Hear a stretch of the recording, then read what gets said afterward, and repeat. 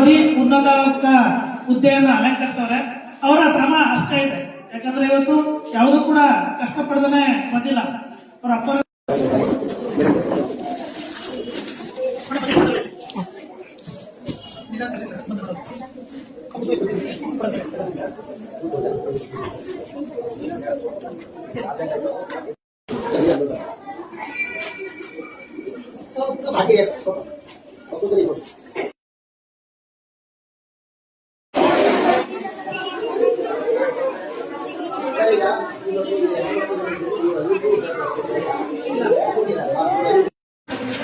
ಎರಡು ಕೈಯಲ್ಲೂ ಕೊಡ್ಬೇಕು ಚಿನ್ನಿ, ಎರಡು ಕೈಯಲ್ಲಿ ಹಿಡ್ಕೊಂಡು ಕೊಡಮ್ಮ.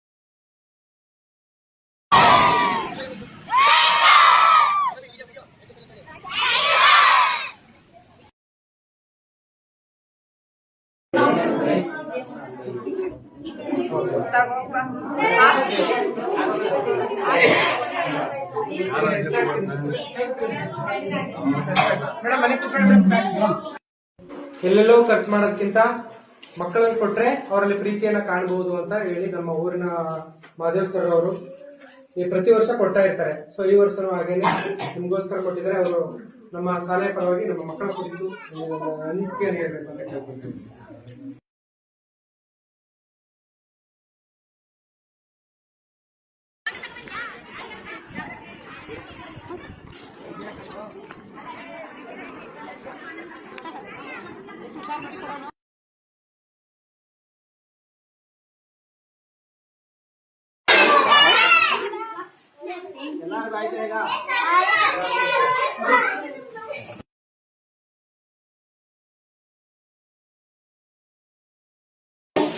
All the best.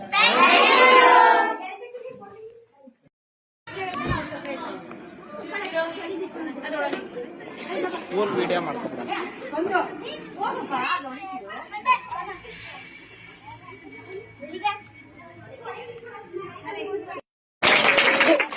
ಅವ್ರಿಗೆ ಸಾಕು.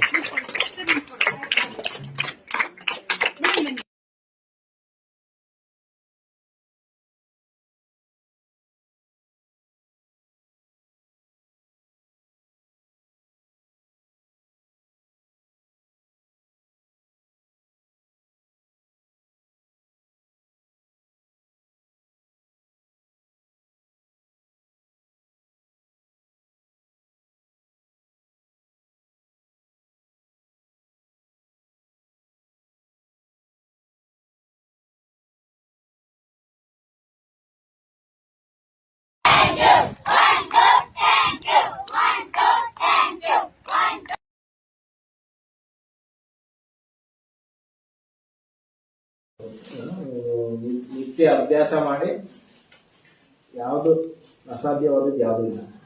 ಸರಿನಾ? ಎಲ್ಲ ಚೆನ್ನಾಗಿ ಓದಿ ಮಕ್ಕಳೇ. All the best.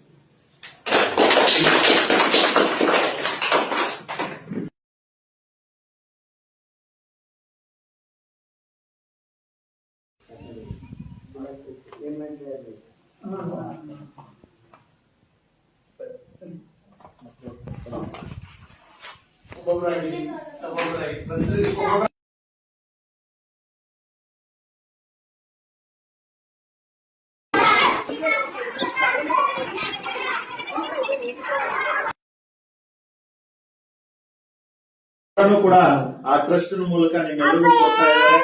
ಅದರ ಸದುಪಯೋಗವನ್ನ ತಾವೆಲ್ಲರೂ ಪಡ್ಕೊಳ್ಳಿ.